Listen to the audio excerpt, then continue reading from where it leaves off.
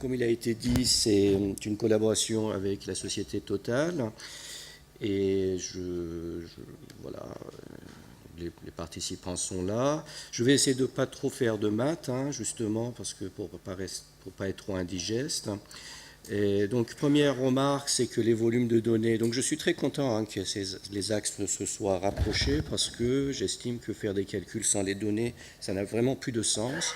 Et ça n'a vraiment pas de sens en environnement et vivant parce qu'il y a tellement d'incertitudes. Donc, faire des calculs déterministes, ça n'a pas de sens. Et faire des calculs sans les données, ça n'a pas de sens non plus. Donc, voilà, la constatation, c'est qu'on a des moyens d'acquisition de plus en plus grands. Et ça, c'est vrai un petit peu dans toutes nos disciplines.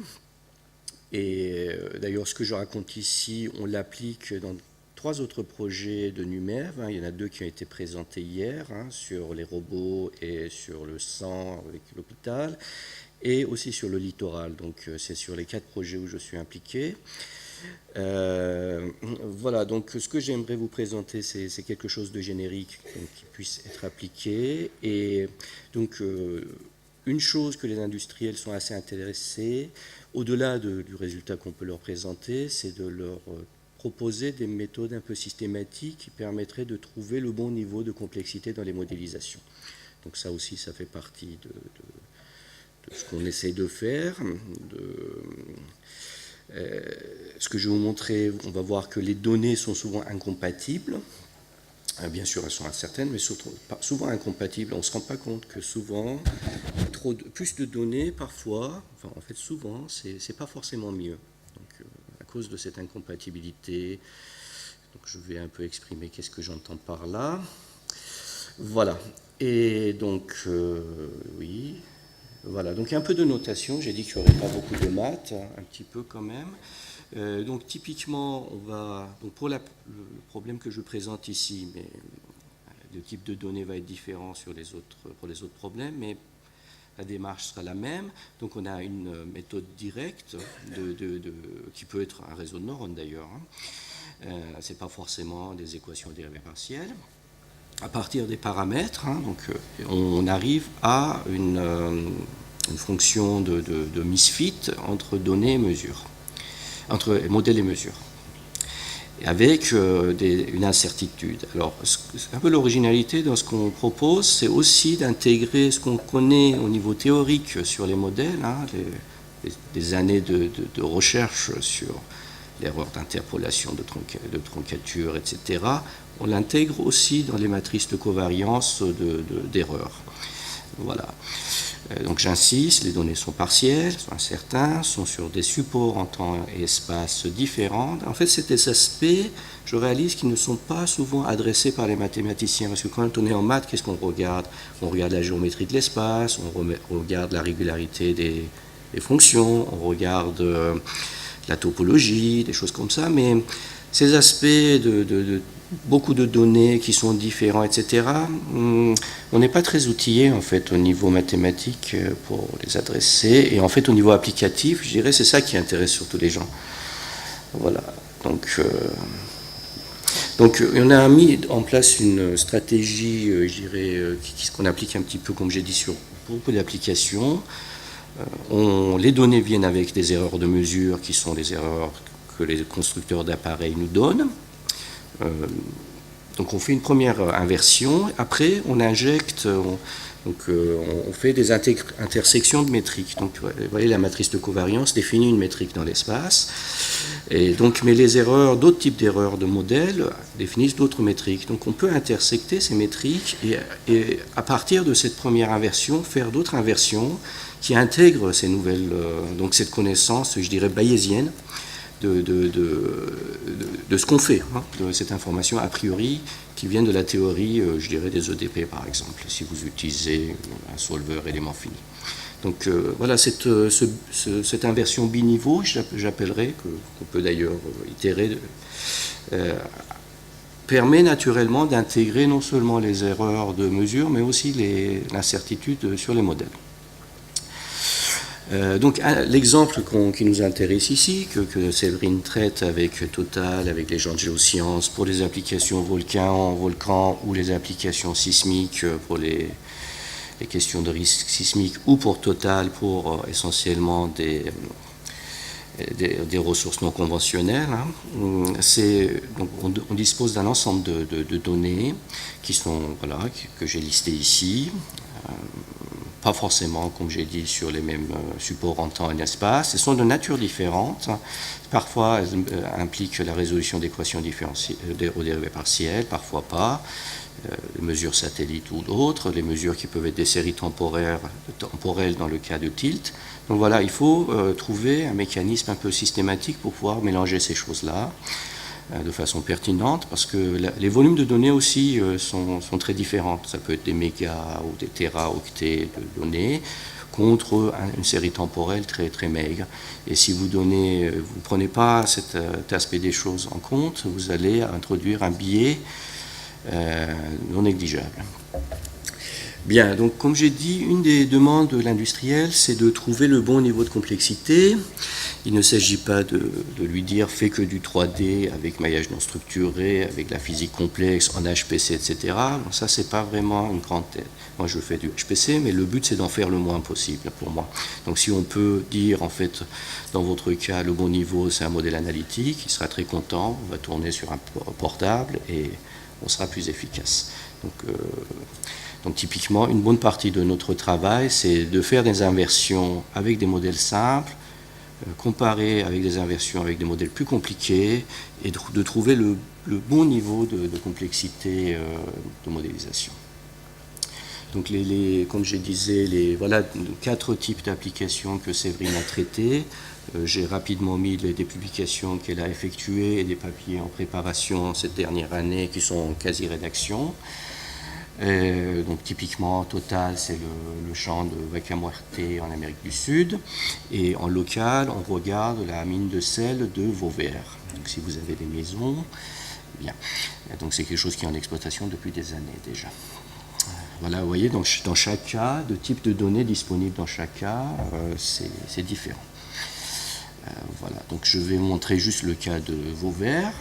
Et comme je disais, en fait, ce qu'on met en place ici peuvent s'utiliser dans différents types d'applications. Par exemple, un type de données qu'on a, c'est l'ovalisation des puits. Mais en fait, la même chose est disponible quand vous faites de la chirurgie de l'œil, parce qu'on constate l'ovalisation de l'iris.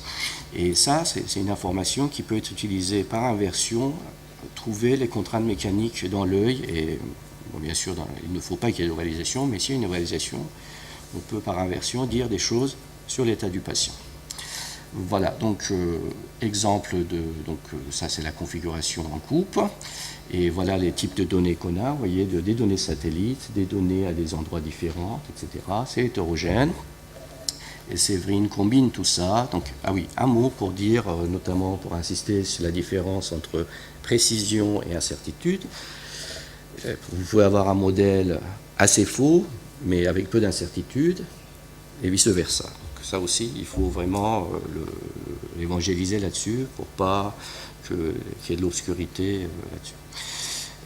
Une autre remarque, quand on commence à vendre notre démarche, on regarde toujours le niveau d'incertitude des appareils. On ne fait pas d'inversion quand les mesures ont un niveau d'incertitude qui dépasse, je dirais, le niveau de la mesure. Il faut que le signal sur le SNR soit raisonnable. Donc dans notre cas, dans le cas qui nous intéresse, vous constatez que le SNR est raisonnable, signal to noise ratio, et que faire une inversion sous incertitude a un sens. Voilà, donc si la machine veut répondre, voilà. Donc un autre aspect des choses, du fait de cette multiplication de données et que de fait on est en train de faire une optimisation multicritère, d'accord, avec des modèles sophistiqués, plus ou moins sophistiqués. Donc il y a plusieurs techniques. Donc ça, Séverine, elle a pris en main des outils que j'avais développés avant, notamment pour faire de l'optimisation globale. Parce que ce qu'on a constaté, c'est que les problèmes, donc là je vais passer les maths, vous voyez, donc une remarque, donc comme c'est multicritère, on est intéressé par les fronts de Pareto. Le front de Pareto, sans aller dans les détails, c'est les points qui ne sont pas comparables entre eux, les optimums qui ne sont pas comparables entre eux. Et la théorie, en général, dit que les frondes Pareto convexes sont calculables par, on optimise des méthodes d'optimisation, je dirais, classiques, mais que si vous voulez des frondes non convexes, il faut faire d'autres choses. Alors, la théorie qu'on a développée permet de trouver des fronds non convexes, par exemple ici.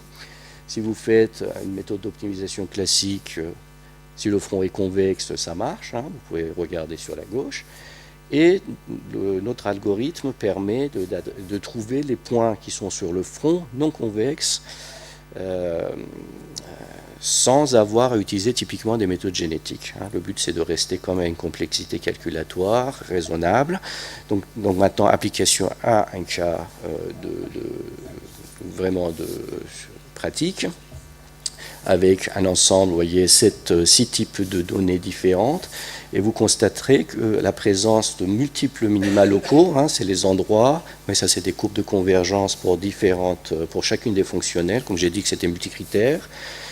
On passe des paliers, hein, vous constatez des endroits où c'est plat, et c'est fortement multi-échelle. Hein. Vous voyez, il y a combien? Il y a 20 ordres de grandeur entre les différentes fonctionnelles.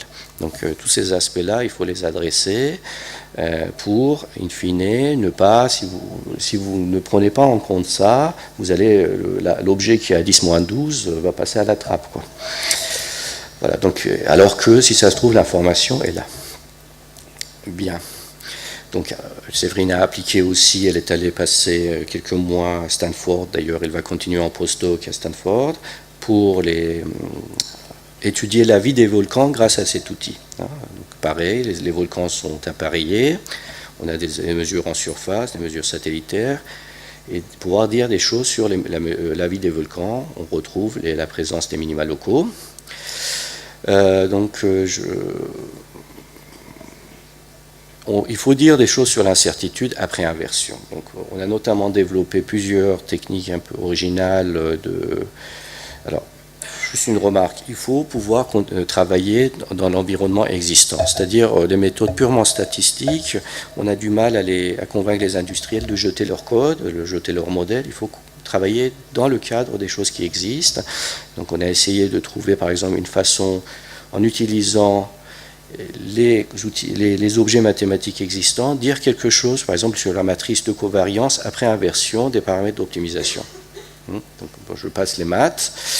Donc on a développé une technique qui permet de faire ça en utilisant le jacobien, l'adjoint, etc., dont on dispose, en introduisant des hypothèses de modélisation entre le paramètre et la fonctionnelle, des hypothèses supplémentaires. Hein, bon.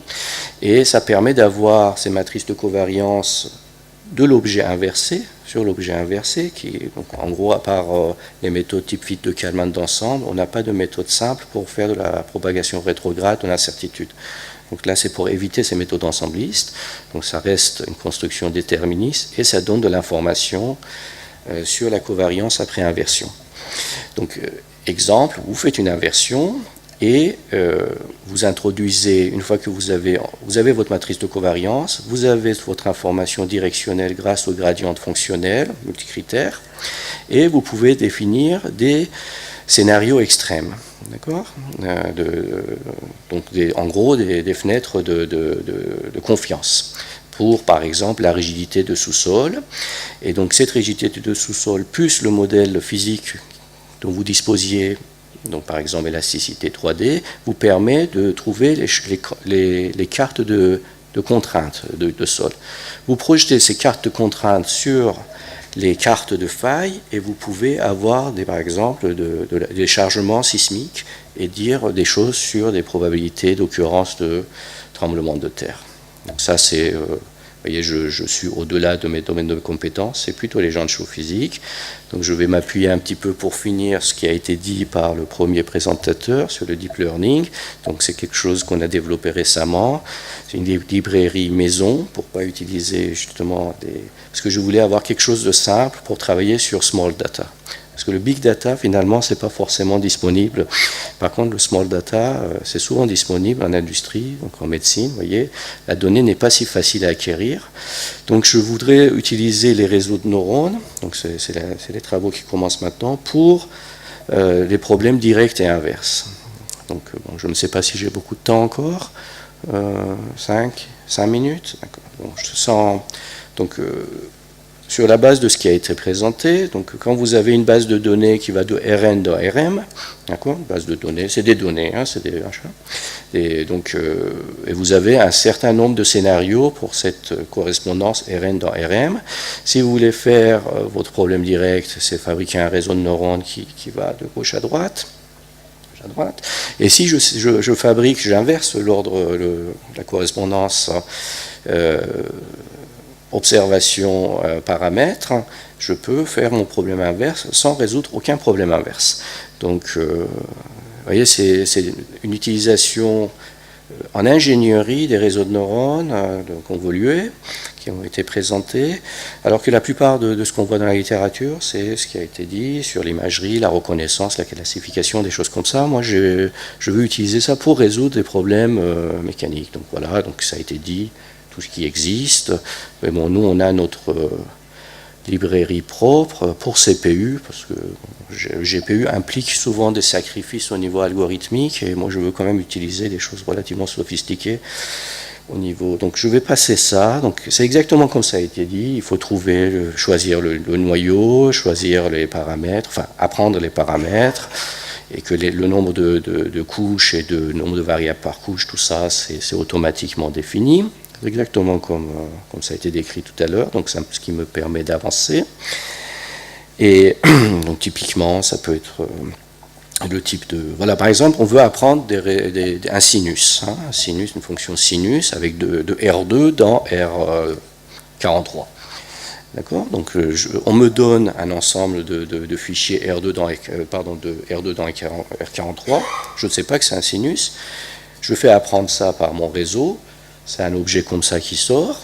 Et en fait, ce que je constate, c'est que les réseaux, et ça c'est vrai pour tous les réseaux que vous avez vus, toutes les librairies que vous avez vues, c'est qu'ils ne savent pas faire de l'optimisation sous contrainte. La plupart, c'est des méthodes de gradient simples. Et par exemple, si vous ne savez pas a priori que vous devez être entre moins 1 et plus 1, comme c'est une méthode d'interpolation, après tout, un réseau de neurones, hein, toutes ces choses-là, des deep learning, c'est de l'interpolation très sophistiquée, mais ça reste de l'interpolation, avec tous les défauts de l'interpolation. J'y reviendrai. Donc vous voyez que le vert va dépasser le moins 1 plus 1. Il n'y a aucune raison que ça reste dedans. Et par contre, ce qui est bien, c'est que comme ça coûte très peu cher, on peut faire du Monte Carlo, aussi bien en direct qu'en inverse, et avoir de l'incertitude aussi sur les constructions. Une application pour Total. Vous avez un champ de pétrole avec des puits et vous voulez par exemple définir un nouvel projet politique d'injection sur un nouveau puits. Donc vous avez des logs de production, injection-production, et on vous dit ça c'est l'injection future prévue, quelle va être, d'accord. Donc le bleu c'est une courbe qui n'a pas été intégrée lors de l'apprentissage, et donc on veut voir ce que produit, d'accord, c'est une série temporelle. Pareil, et dans l'autre sens, le problème inverse, c'est j'ai une production cible, quelle devrait être ma politique d'injection, le problème inverse. Donc ça, c'est une nouvelle activité qu'on a démarrée en utilisant, je dirais, toute cette chose qui, c'est l'apprentissage, le machine learning, le deep learning, tout ça, pour les problèmes d'ingénieurs. Voilà, donc je pense que je suis arrivé au terme. Donc j'insiste encore que je suis ravi de voir cette convergence entre déterminisme stochastique et données. Et qu'est-ce que je voulais dire d'autre? Voilà, et voilà les exemples d'autres problèmes chez NUMEV où, donc par exemple sur le littoral, on travaille pareil avec les gens de GEM, Frédéric Bouchette, sur l'érosion, l'évolution de traits de côte et des choses comme ça, avec des données qui sont lidar GPS qui ressemblent donc à la partie sismique. Pour le projet Aléine maintenant, j'ai un outil de reconstruction à partir des données acquis sonar, avec exactement les mêmes outils, de propagation, d'incertitude, etc. Et avec Franck, On fait pour le CHU de l'inversion, par exemple, pour le polygone de Willis, pour les gens de la partie sur l'anévrisme, justement, à partir des mesures Emery et Mera, retrouver les caractéristiques mécaniques des veines et pouvoir donc dire de façon non intrusive, c'est toujours ça, de façon non intrusive, par exemple, la distribution de pression dans les vaisseaux. Ce qu'on ne sait pas faire, on sait mesurer les débits sanguins, on sait mesurer la pression brachiale, mais pression dans les veines cérébrales, on ne sait pas résoudre, on peut mesurer ça par la pression sanguine, mais ça c'est pendant l'opération, sur un sujet qui n'est pas... une fois qu'il en est là, c'est que bon, c'est un peu trop tard presque. Voilà, merci encore de l'invitation, et ça se passe bien, l'UVF, je trouve que c'est une bonne dynamique.